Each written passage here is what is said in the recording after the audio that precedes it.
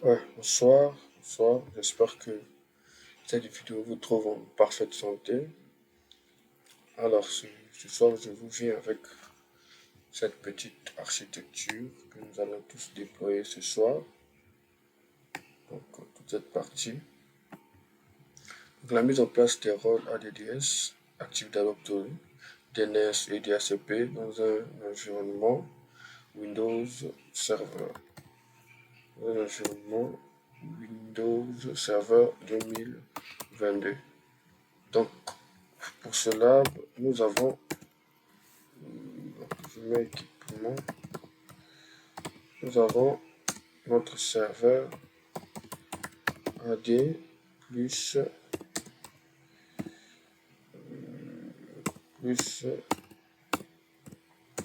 une machine cliente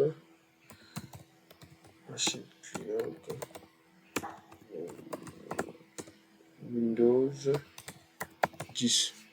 Ok, donc qu'est-ce que nous allons faire? Nous avons ici dans notre environnement USQ, notre serveur Windows et notre machine, notre serveur Windows 2022 et notre machine Windows 10. Donc, le but, c'est d'installer Active Directory, le DNS et le DHCP. Pourquoi installer Active Directory? Pourquoi installer le DNS? Pourquoi installer le DHCP?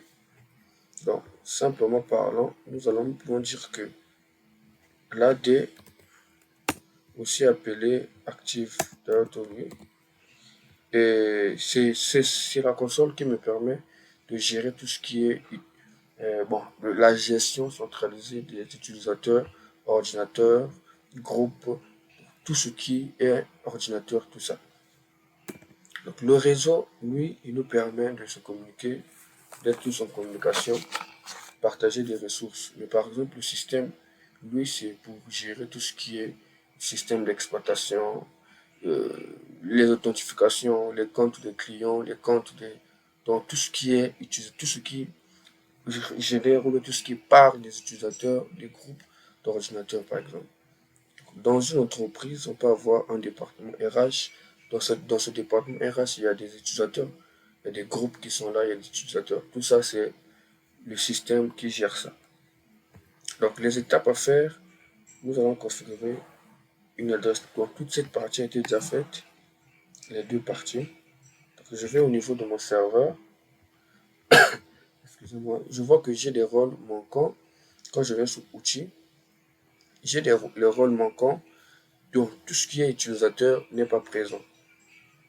Machine active directory n'est pas présent. Pourquoi? Parce que ce sont des rôles qui s'installent au moment où on met en place l'AD. Donc, je n'ai aucun rôle installé. Actuellement, je n'ai que le nom du serveur a été déjà renommé, le bureau à distance activé, l'adresse IP du serveur est bel et bien présente.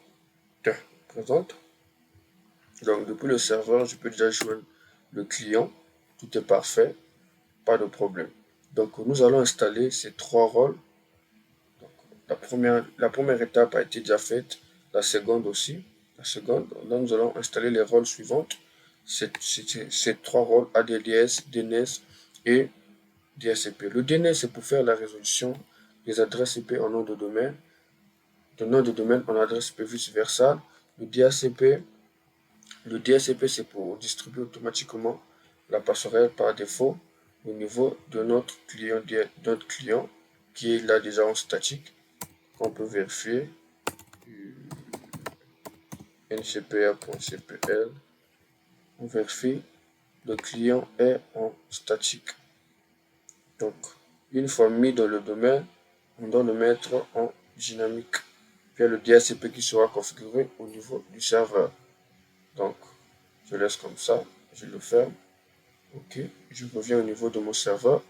J'installe les rôles. Donc, je vais suggérer qu'est-ce que je fais? Ajouter des rôles et fonctionnalités. Je viens sur le suivant. Qu'est-ce que je fais ici? Je laisse cocher par défaut sur installation basée sur un rôle ou une fonctionnalité. Là aussi, je laisse cocher par défaut. Donc, je viens cocher service ADDS les services que je suis en train de chercher.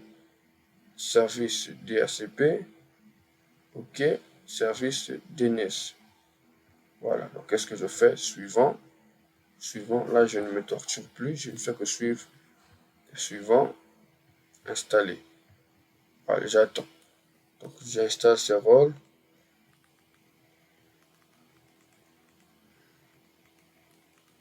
J'installe les rôles.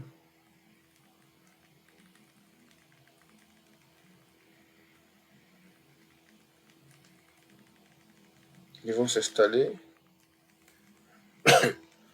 Donc, je peux fermer la console. Ici, ça va s'installer par défaut.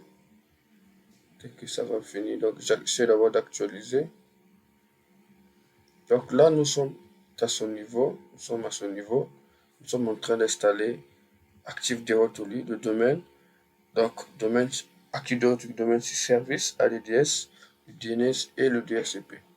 Ce sont ces trois rôles. Donc, tant que nous n'installons pas ces rôles, nous ne pouvons pas gérer tout ce qui est utilisateur Active Directory. Donc, je vois ici, je n'ai pas le DNS, je n'ai pas le DHCP, je n'ai pas tout ce qui concerne les utilisateurs.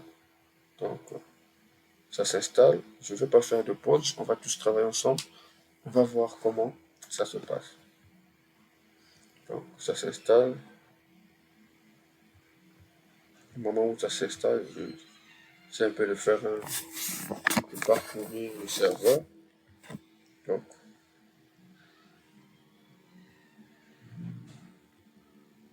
Donc, le serveur, il est en statique. C'est toujours très important de mettre une adresse IP en statique parce que le DHCP, lui, il a une durée de vie. Et imaginez-vous que nous mettions une adresse IP en dynamique. Et si l'adresse IP changeait, donc c'est un chaos total pour nous. Donc l'adresse IP du serveur est là. Tout est bon. Il est en statique. Ça charge.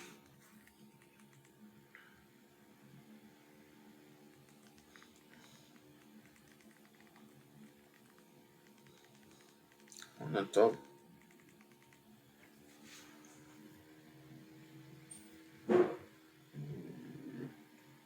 Donc dès que ces rôles seront installés, nous verrons automatiquement, ça va sortir à ce niveau, à ma gauche, ces trois rôles que nous venons d'installer, DNS, ADDS et DHCP, ça va s'installer par défaut.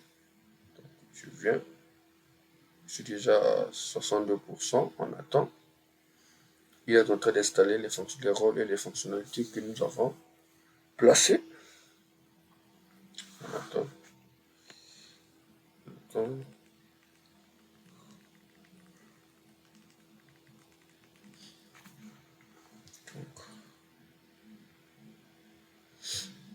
Tout ce qui est là, je suis à 64. Okay. Donc, je peux venir d'abord au niveau du client. Donc, après, nous allons promouvoir ce serveur en tant que contrôleur de domaine. Nous allons joindre la machine. Donc, avant ça, qu'est-ce que je peux faire contre pouvoir contrôleur de domaine? Création des unités d'organisation.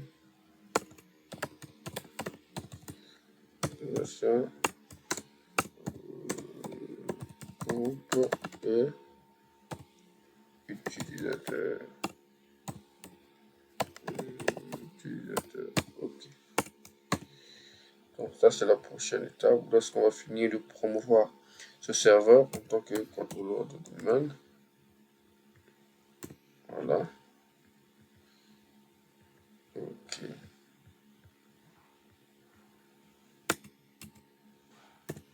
Voilà. Donc tout ça c'est juste pour attendre que le serveur, l'installation prenne fin. 64. On attend. Donc, là, j'ai pris la main via le bureau à distance. Le bureau à distance, ça s'affiche même là. Donc, bureau à distance. Voilà, c'est là. Tu fais entrer. Je mets l'adresse IP du serveur et tout est bon. On a déjà ouvert une session. Voilà. Donc j'ai fini et il est installé par défaut les rôles ADDS, DHCP et DNS. Quand je viens sur outils, on va voir que l'onglet est maintenant un peu long. J'ai le DNS, j'ai tout ce qui concerne Active Directory. Tout est là, domaine.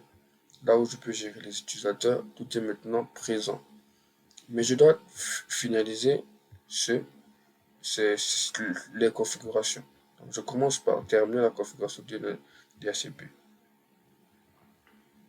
Avant même ça, je viens d'avoir au niveau de promouvoir ce serveur en tant que contrôleur de domaine. Donc, on est à ce niveau. Donc, je viens au niveau de mon serveur. Il est où? Je cherche promouvoir ce serveur en tant que contrôleur de domaine. Voilà.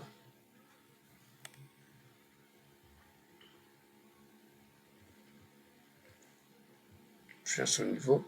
Donc, j'ai trois options ici. La première option, on dit ajouter un contrôleur de domaine à un domaine existant. Ça, c'est dans le sens où j'ai déjà un serveur principal qui a un nom de domaine et je veux ajouter un deuxième serveur. Par contre, ici, là, je n'ai aucune forêt créée. Donc, l'option qui m'intéresse ici, c'est la troisième option. Ajouter une nouvelle forêt parce que je n'ai pas encore rien fait. Qu'est-ce que je fais? Je mets le nom de domaine, iconnect. Je mets point .lan. OK. Suivant. Donc ça peut être le nom de domaine de notre entreprise. Mais iconnect. Donc notre entreprise s'appelle iconnect. Iconnect.lan. Donc, on est en train de promouvoir. On va finir l'installation. Ensuite, nous passerons par la création des unités d'organisation. Donc, on va créer au moins une unité d'organisation. On va mettre département informatique.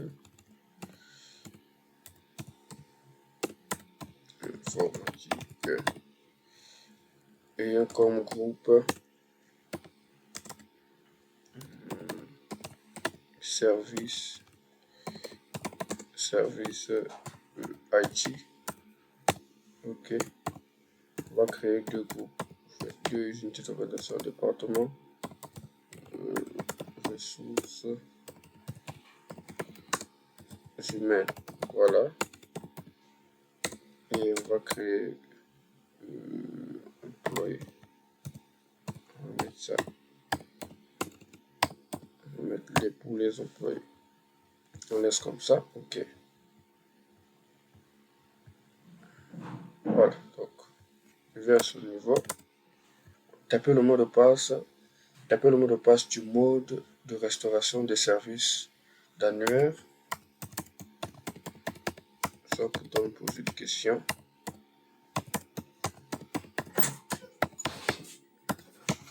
Sans pourtant me poser des questions. Je remplis ces deux cases. En suivant, là, il va générer le nom. Il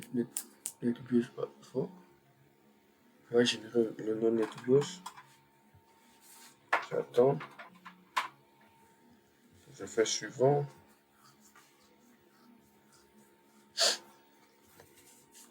OK.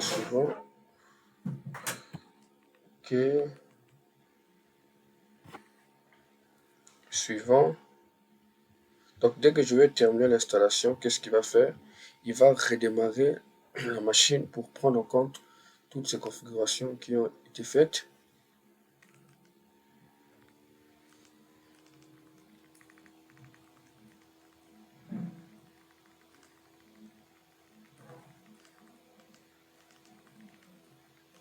On attend. Donc, on est à ce niveau. Donc, on va créer deux unités d'organisation. On va expliquer pourquoi une unité d'organisation. Une unité d'organisation, par exemple, je dis, je vais créer une classe. Donc, la classe, je mets SEM2. Unité d'organisation en tant que SEM2. Bon, Là, c'est même trop vague. Je, je, je peux créer, ok, une unité d'organisation. Je mets par exemple complexe scolaire et je mets le nom. Les groupes, je peux créer par salle. Dans cette unité d'organisation, je crée des groupes. Groupe SEM1, SEM2, SEM, donc ainsi de suite. Et je mets des utilisateurs. Les utilisateurs seront créés maintenant dans les salles, dans les groupes, donc qui seront comme par exemple des salles de classe. J'installe, je termine l'installation. Contrôle de domaine Windows, offre, paramètres, tout ça. Ok. J'active la vitesse.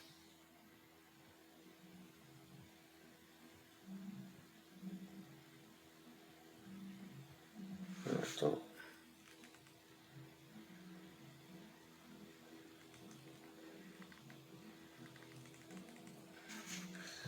Donc ça c'est l'adresse IP du serveur. Tout est là. Ok. Je vais au niveau du client. Ça c'est bon. Là c'est sur VMware. C'est pas là. Est-ce que mon client joue déjà? Est-ce que le client peut déjà joindre le serveur? Ok. Tout est bon. On vérifie aussi l'adresse IP du serveur. Du client plutôt. Point 21. Ok. Celui-là, on attend, il va installer. Il va installer.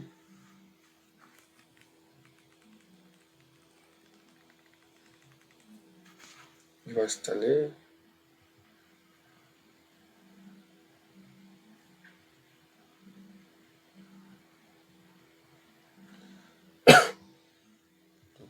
Il va finaliser l'installation. Il est en train de détecter tout ce qu'il peut détecter. Configuration du service serveur DNS en cours sur cet ordinateur. Donc, ça, c'est le dernier point. Ok, je fais voilà. Il va déconnecter la machine pour prendre en compte tout ce qui a été déjà fait. C'est normal, je vais fermer. Il va déconnecter la machine. Il va redémarrer.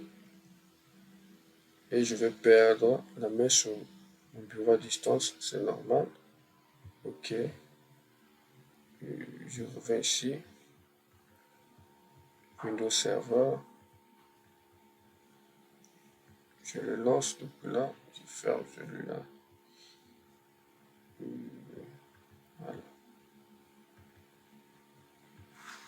On attend qu'il lance. Au moment où il lance, attends, on va quand même essayer de voir un peu. Actions. Qu'est-ce que je peux faire ici?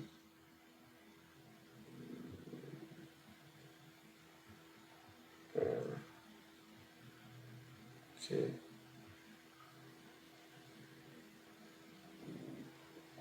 Alimentation. Je vais un peu activer la vitesse.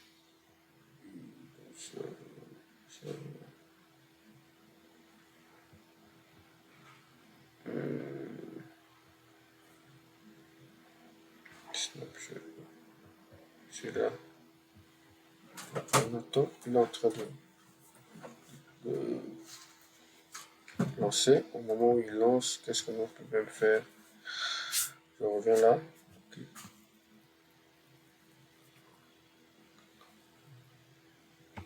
Donc on est là, utilisateur, création, toute cette partie. Donc toute cette partie a été déjà faite. Donc il nous reste cette partie pour terminer notre projet de notre travail. Donc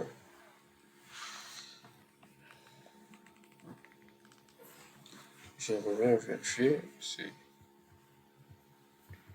Ça peut prendre un peu du temps, mais on va quand même patienter.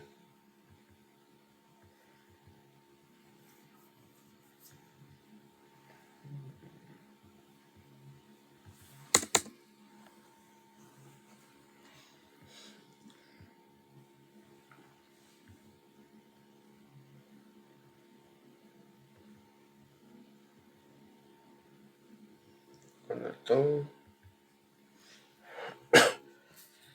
Il est en train d'installer. Ça prend un peu du temps, je ne sais pas pourquoi.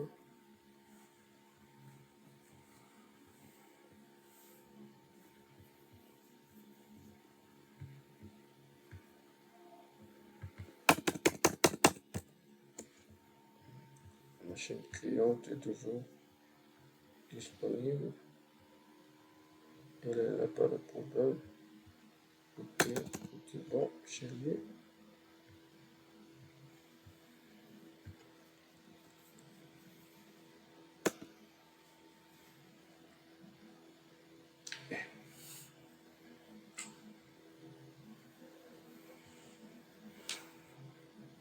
La machine devient un peu lente.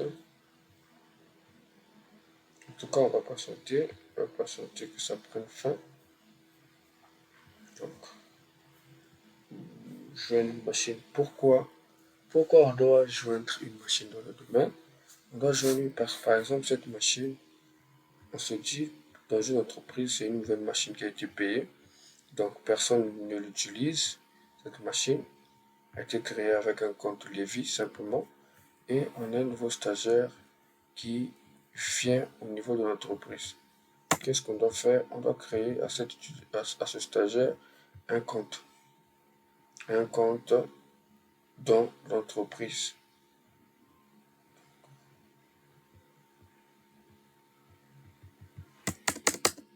Est-ce qu'on peut déjà prendre la main à distance?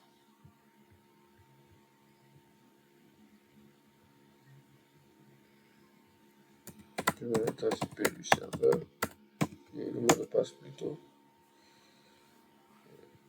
Oui.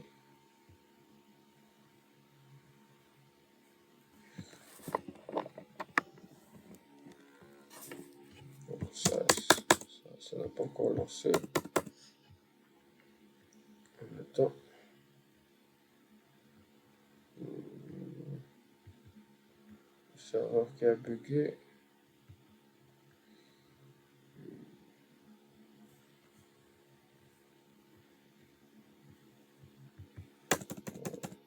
Ok. Là, il a quand même donné signal. Voilà. C'est bon.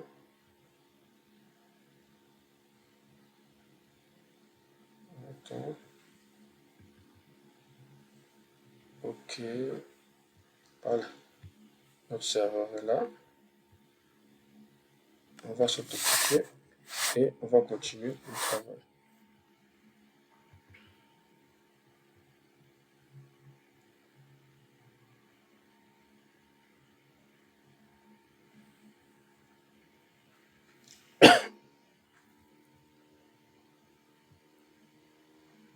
On va s'authentifier et on va continuer le travail.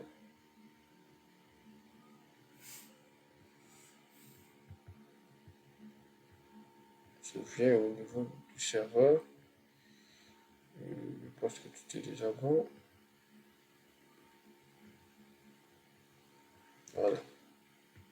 Donc je vais me connecter. Ok. Bienvenue.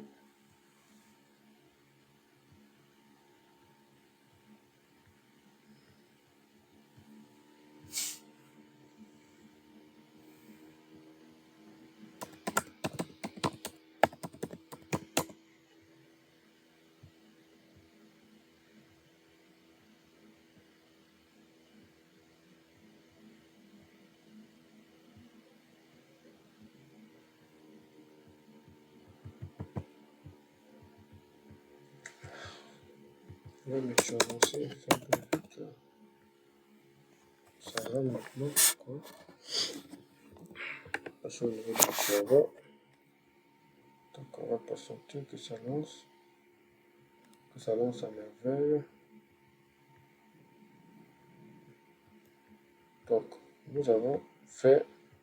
Là je suis sur le point de créer, de se connecter à la machine cliente avec un compte domaine. Mais avant de faire ça, je suis d'abord là, je vais créer des unités d'organisation.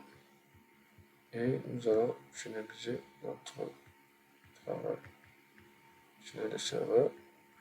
Je crée d'abord 2 unités d'organisation comme nous avons dit.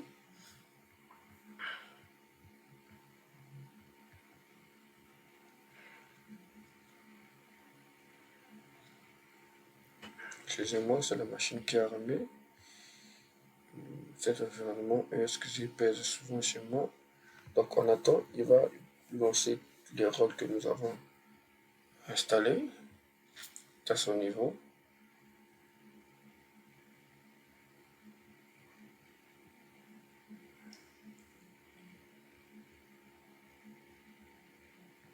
On va les installer.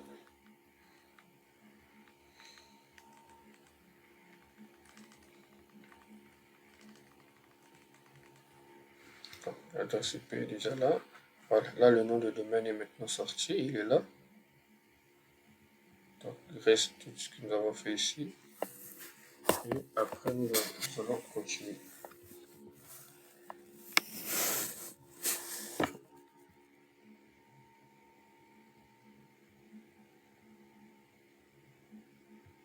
Maintenant, j'active la vitesse, j'actualise.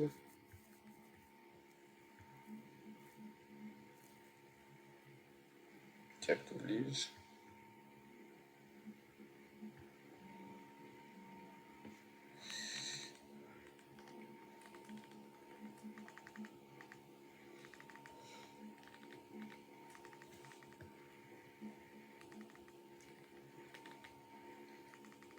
Je pense qu'avant que ça s'affiche, je peux déjà commencer.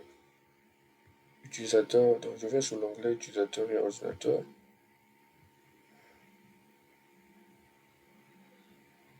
La machine à ramer.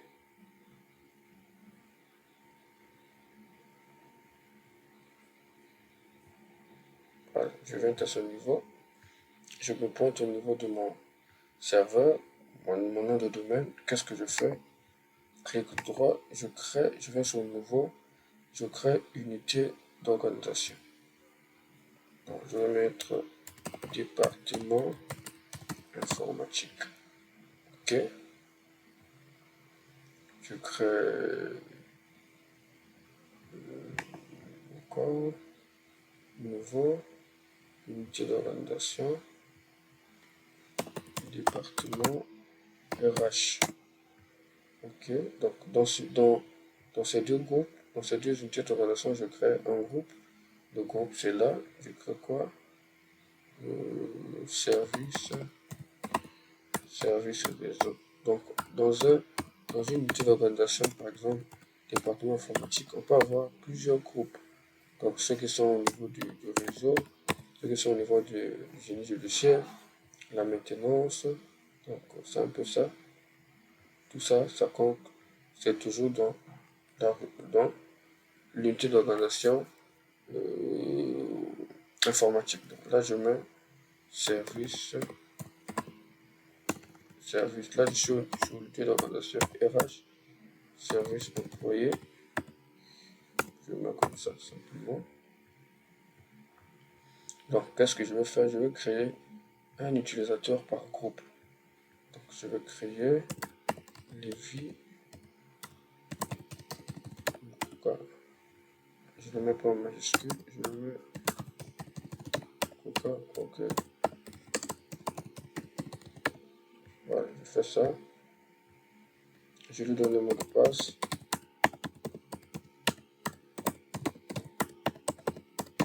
Donc, je laisse cocher là. L'utilisateur doit changer le mot de passe à la prochaine ouverture de session. Donc, c'est bien comme ça. C'est mieux que lorsque je crée un compte à un utilisateur, lorsqu'il va s'authentifier, qu'il ait son propre mot de passe à lui. Suivant. Terminé. OK. Je crée un second. Bon, je vais juste me connecter avec un seul utilisateur. Je viens ici. J'ajoute l'utilisateur créé dans le groupe service réseau. Les vies que j'ai créé. Utilisateur, je le mets dans le groupe. On applique. OK. Donc, quand je vais mettre dans le groupe, service, membre, je vois Lévi, qui est membre du groupe, donc qui travaille dans l'entreprise e-Connect.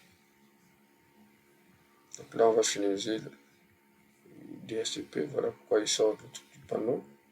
Suivant, utiliser, tout ça.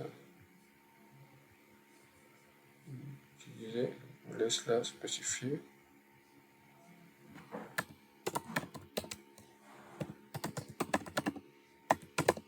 Illustrator, je mets les enseignements. Valider, fermer. J'ai fini là. Donc, qu'est-ce que nous avons déjà fait ici?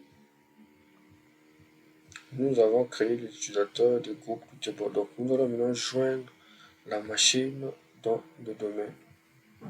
Alors, je vais au niveau de nos serveurs, Windows 10 plutôt. Je dois joindre cette machine dans le domaine pour qu'il reçoive, qu'il dépende maintenant de notre serveur AD. La machine va enseigner.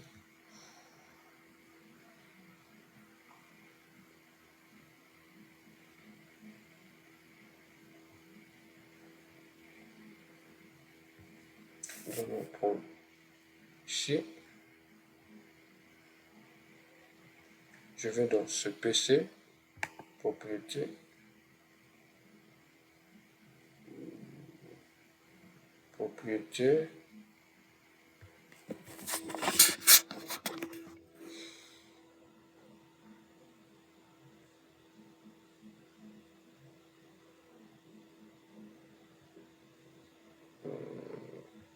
paramètres de l'ordinateur, je cherche, qu'est-ce que je cherche?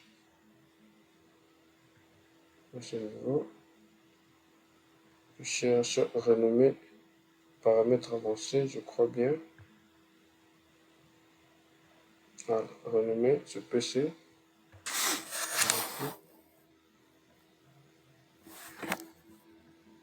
Je viens sur modifier, je crois bien. Ok. Je change d'abord le nom de la machine. Je mets Windows Win 10. Ok. Donc je viens sur le domaine. Par défaut, la machine est dans le groupe de travail ou work group. Qu'est-ce que je fais? Je le mets dans le domaine que je viens de créer. iConnect.lan. Je dois le mettre dans le domaine. Donc je vais là. iConnect.lan. Ok. On va nous demander de s'authentifier, de mettre les informations du serveur.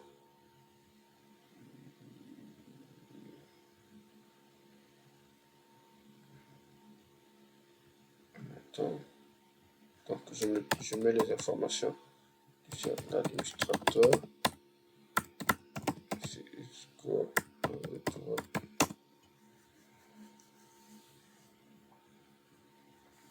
Il y a un message qui doit sortir. Bienvenue dans le domaine. On attend. Bienvenue dans le domaine. OK. Donc cette machine est maintenant dans notre domaine. Puisque là, je vais maintenant fermer.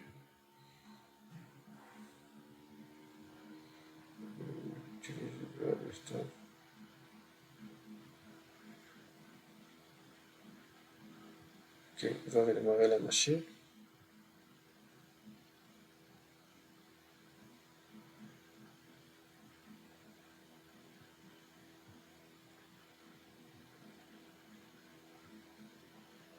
Redémarrer maintenant.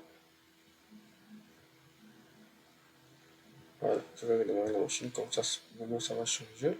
Ça sera plus lent.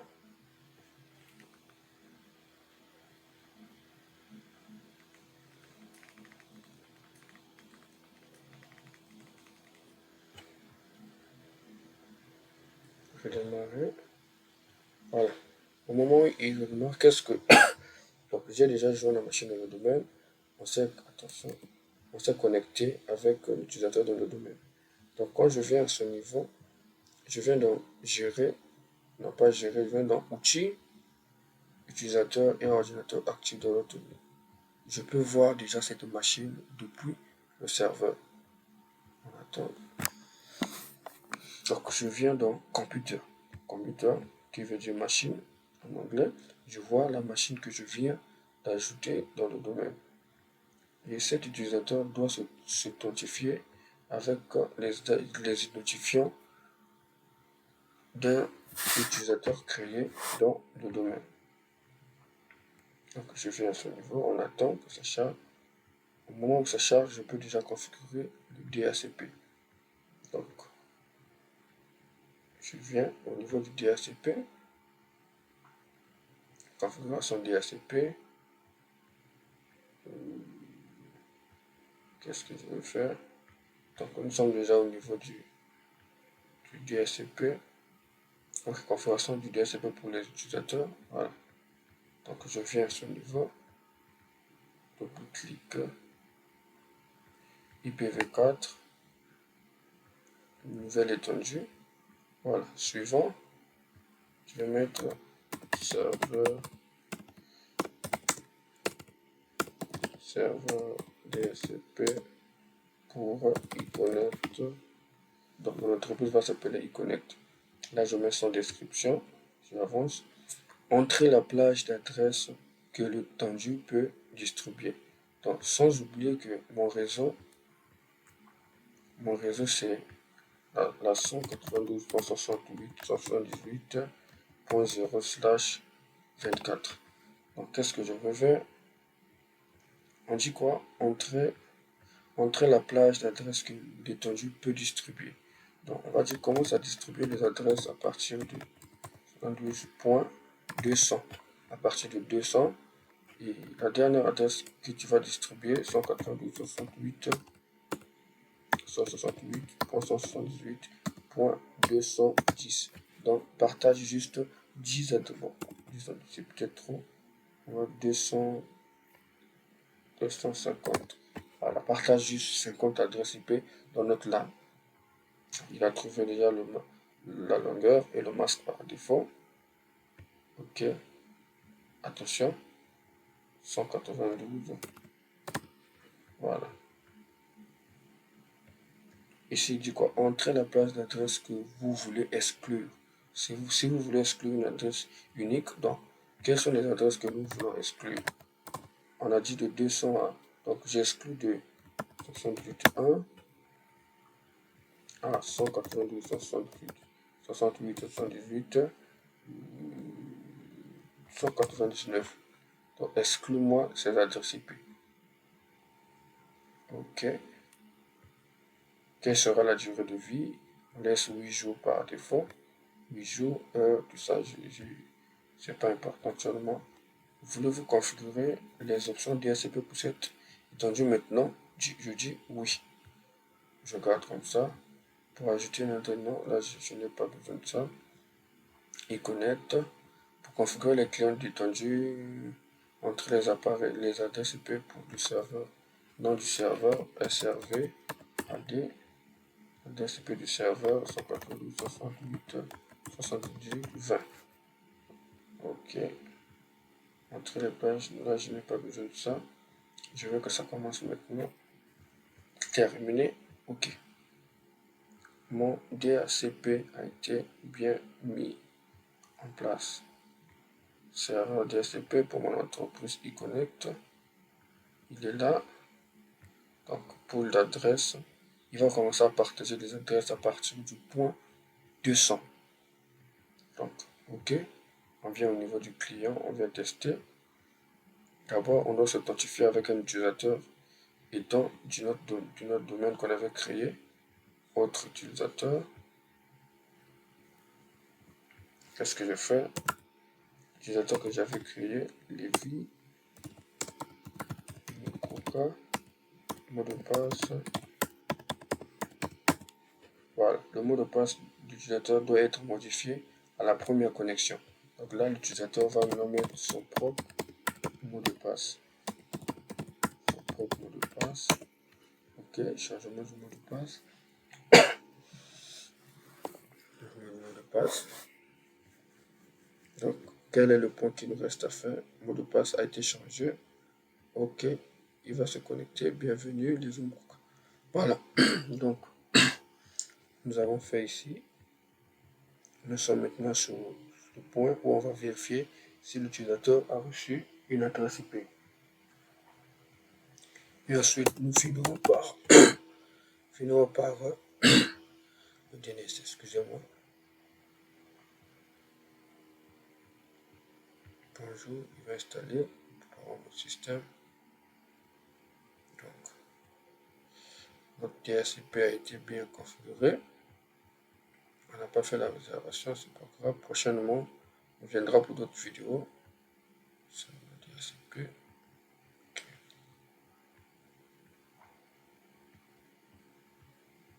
Okay. Maintenant, donc, toute cette partie a été déjà configurée. Toute cette partie, c'est bon. Il nous reste à quoi? Donc, au moment où ça met un peu du temps, je peux déjà configurer le DNS. Est-ce que c'est bon? Je profite de configurer le DNS. Ok, je vais sur outils, DNS. Donc, le DNS permet de traduire adresse IP en nom de domaine, vice versa, le nom de domaine en adresse IP. Pourquoi on doit faire ça?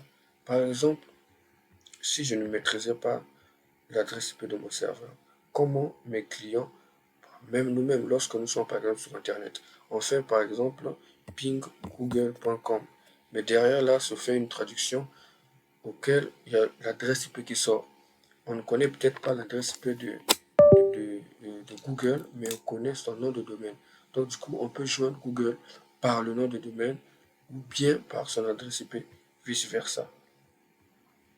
Donc, je viens ici. Qu'est-ce qu'on va faire? On va pointer sur le PTR, l'enregistrement PTR. Je vais sur la zone de recherche inversée. Qu'est-ce que je fais?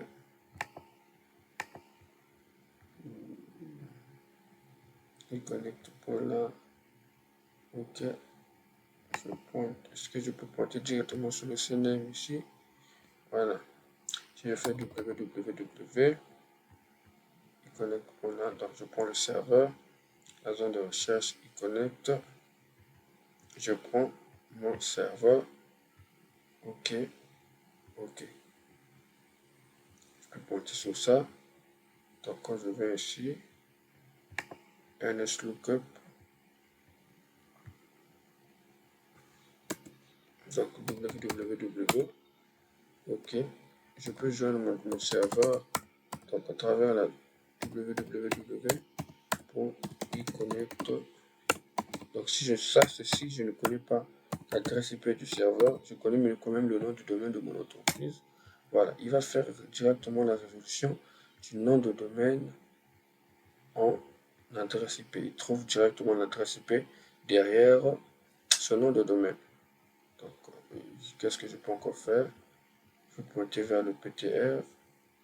Est-ce que c'est encore important? Qu'est-ce que je fais?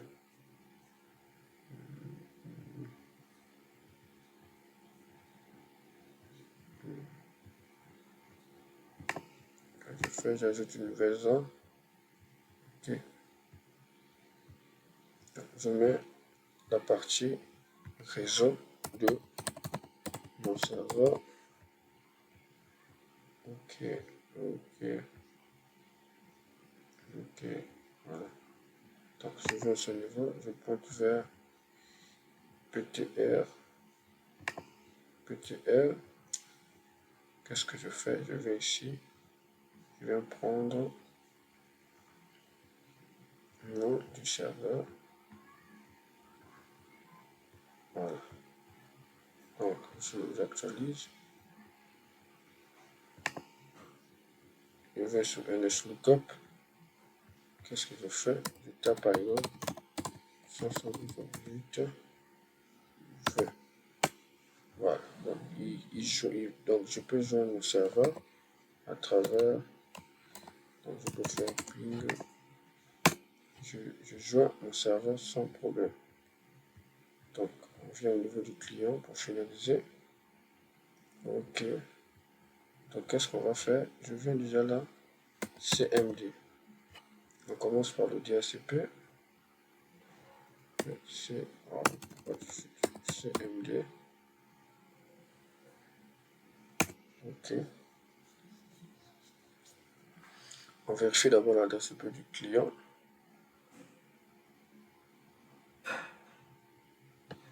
ipconfig. On voit que le client a là 192.68.21. Donc on va mettre quoi? On va aller mettre sa carte en DHCP pour qu'il reçoive l'adresse DHCP qui a été faite au niveau du client. Donc qu'est-ce que nous avons dit sur le DHCP? Il va commencer à partager les adresses IP à partir du point 200, si je ne me trompe pas. Si je ne me trompe pas, selon les configurations, il doit commencer à partager les adresses IP à partir du point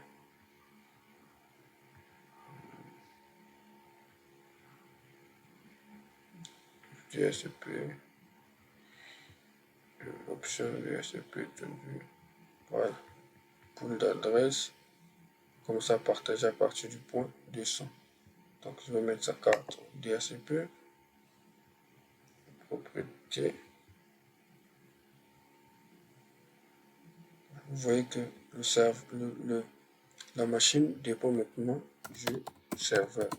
Donc avant de faire chaque chose, il faut toujours s'authentifier.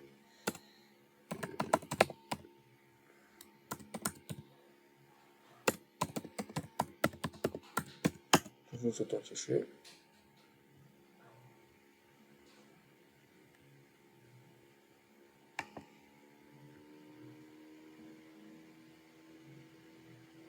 Je ne sais pas pourquoi ça devient long, mais c'est pas grave. Donc on a fini, on a presque finalisé. Voilà, je le mets en DHCP. Obtenir une adresse automatiquement. Je le mets en DHCP. OK.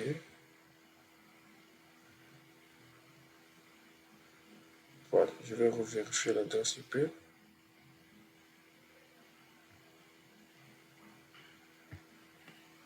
ipconfig. Voilà, là il a reçu 192.168.200. On a fait la résolution du serveur. Je peux joindre le serveur par son adresse IP. 178.20. Si je connais l'adresse IP du serveur, ça passe sans problème. Et je peux aussi joindre l'adresse IP par nom de domaine, donc par le pointeur CNAME qui a été fait. Ping iconnect.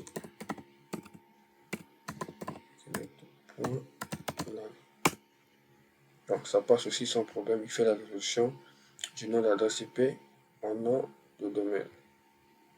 Donc dedans le domaine en adresse IP. Donc c'est tout ce que nous pouvons faire aujourd'hui. Prochainement, nous ramènerons une autre vidéo. Merci pour d'avoir suivi cette vidéo.